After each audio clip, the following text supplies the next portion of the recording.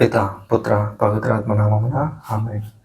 క్రీస్తునాథుని యందు ప్రేమైనటువంటి సహోదరి సహోదరులారా, మీ అందరికీ ప్రొటెస్టెంట్ ప్రశ్న కథోలిక సమాధానం కార్యక్రమానికి స్వాగతం. ఇవాళ మనల్ని లోకి అనేటువంటి వారు ప్రశ్న అడుగుతున్నారు.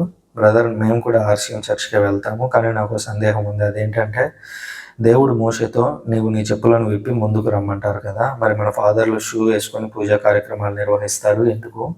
ఇదే ప్రశ్నని ఇంతకు ముందు కూడా కామెంట్స్లో ఒక ప్రొటెస్టెంట్ సోదరు ఎవరో రైజ్ చేశారు. అయితే ఆ కామెంట్ నాకు దొరకలేదు. మరి అది రిమూవ్ అయిపోయిందా లేదంటే అతను రిమూవ్ చేశారా అనేది నాకు తెలియలేదు. అందువల్ల దీన్ని ఇక్కడ జత చేయడం జరిగింది. సో మీరు అబ్జర్వ్ చేసినట్లయితే కొన్నిసార్లు చర్చిల్లో షూ వేసుకొని చర్చి లోపలికి వెళ్ళి ప్రార్థనలు చేస్తూ ఉంటారు. ఇది చాలా చోట్ల అంటే టౌన్స్ ఏవైతే ఉంటాయో, పెద్ద పెద్ద పట్టణాలు, అక్కడ సాధారణంగానే అనిపిస్తుంది. ఈవెన్ హైదరాబాద్లో నేను వెళ్ళే చర్చ్లో కూడా చెప్పులు వేసుకొని లోపలికి వెళ్తూ ఉంటారు. సెయింట్ మేరీస్ బసిలికాలో కూడా మీరు చూడొచ్చు, సికింద్రాబాద్లో చెప్పులు వేసుకొని కొంతమంది వెళ్తూ ఉంటారు. చెప్పులు కొంతమంది బయట విప్పి కూడా వెళ్తూ ఉంటారు. కొంతమంది చెప్పులు లోపలికి వేసుకొని వెళ్ళి వాటిని సైడ్కి జరిపి అక్కడ నిలబడి ప్రేయర్స్ చేసుకుంటూ ఉంటారు. ఇది జరుగుతూనే ఉంటుంది.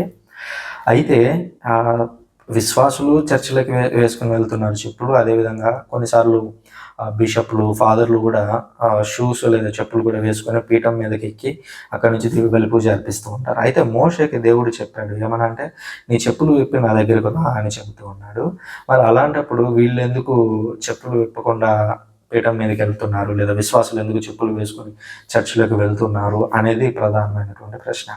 ఇక్కడ మనం బాగా గుర్తుంచుకోవాల్సినటువంటి విషయం ఏంటంటే, దేవుడు తనను తాను తొలిసారిగా మోషేకి పరిచయం చేసుకుంటున్నప్పుడు మోషే పెరిగిన బ్యాక్గ్రౌండ్ అంతా ఏంటి అని అంటే, ఈజిప్ట్ దేశంలో పెరిగాడు.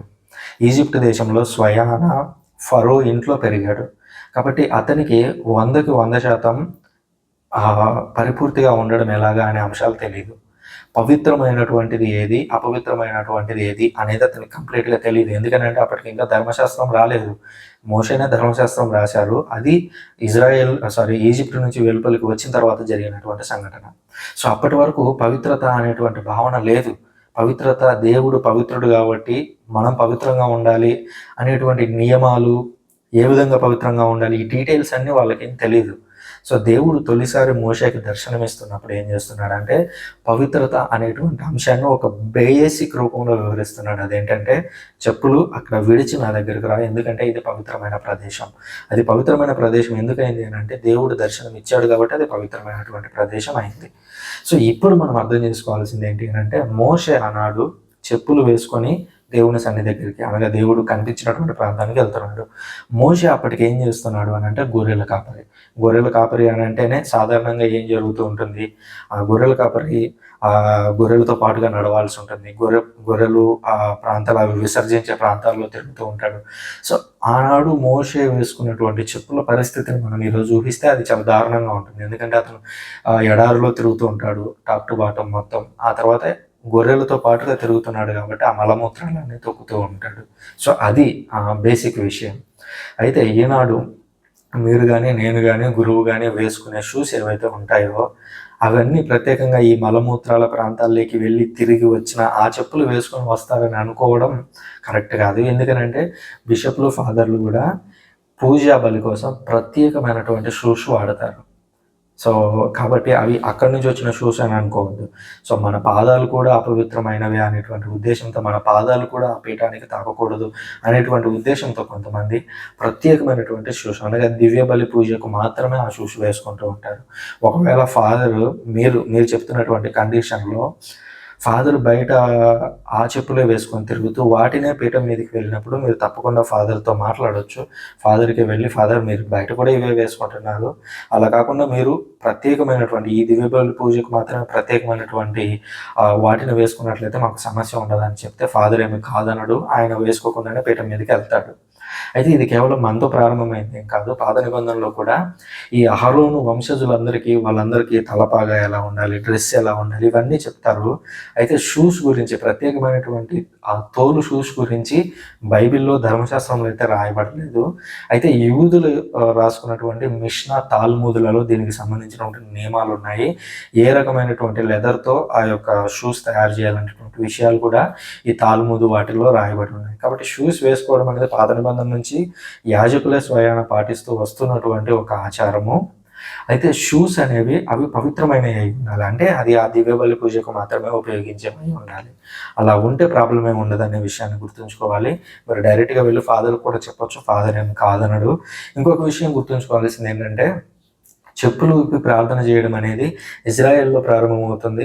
ఇజ్రాయెల్‌లో సాధ్యమవుతుంది. ఇండియాలో సాధ్యమవుతుంది. ఒకవేళ మీరు జపాన్ వెళ్లారనుకోండి, లేదా మంచు బాగా ఎక్కువగా కురిసే ప్రాంతాలకెళ్లారనుకోండి, షూస్ తీసి మీరు గంట సేపు అలా పూజలో షూస్ లేకుండా మీరు పూజలో నిలబడ్డారంటే, ఆ చల్లదనానికి మీరు చచ్చిపోయినా ఆశ్చర్యపోవాల్సిన పని లేదు. అంత ఘోరంగా చలి ఉంటుంది కొన్ని ప్రాంతాల్లో. కాబట్టి ఆ షూస్ అనేటువంటి నియమం అనేది ఒక ఖచ్చితమైనటువంటి రెగ్యులేటరీ అనేది గుర్తుంచుకోవాలి. అంటే అది వేసుకోవాలి, వేసుకోకూడదు అనేది సమస్య కాదు. అది పవిత్రతకు సంబంధించినటువంటి విషయం. ఒకవేళ షూస్ అనే వాటిని పవిత్రమైన భావంతోనే చేసుకుంటూ ఉంటే అసలు దాంతో ప్రాబ్లమ్ ఏమి ఉండదని గుర్తుంచుకోవాలి. హైదరాబాద్‌లో అనేక చర్చుల్లో షూస్ వేసుకొని, చెప్పులు వేసుకొనే దేవాలయాల్లోకి వెళ్తూ ఉన్నారు. సో, మనం చూడాల్సింది ఏంటంటే మన హృదయం పవిత్రంగా ఉందా లేదా? దేవుని సన్నిధిలో మనం ఎలా ఉన్నాము అనే అంశాన్ని వదిలేసి చెప్పుల మీద, డ్రెస్సుల మీద, జుట్టు మీద కాన్సంట్రేట్ చేసుకుంటూ పోతే మనం బాహ్యాన్నే చూస్తాం తప్ప అంతరంగంలో ఏముందనేది చూడం. కాబట్టి ఈ చెప్పుల కంటే కూడా అంతరంగాన్ని మరింత ఎక్కువగా మనం ప్రమోట్ చేయాలి. చర్చిలోకి వెళ్ళినప్పుడు మన అవుట్‌వర్డ్ అపియరెన్స్ కంటే కూడా ఇన్‌వర్డ్ అపియరెన్స్ అనేది మరింత అందంగా ఉండాలి. పాపాలనేవి పాప సంకీర్తన ద్వారా ఒప్పుకొని మనం అందంగా ఆధ్యాత్మిక చెప్పులు అని అందాం. ఇంకా చెప్పాలంటే పాపాలు అనేవి చెప్పులు అని అనుకుందాము. సో, ఆ చెడు తప్పులను వదిలేసి, చెడు షూస్‌ని వదిలేసి ఆధ్యాత్మిక చెప్పులు, మంచి చెప్పులు వేసుకొని ముందుకు వెళ్ళడానికి ప్రయత్నిద్దాం. Thank you very much. పిత, పుత్ర, పవిత్రాత్మ నామమున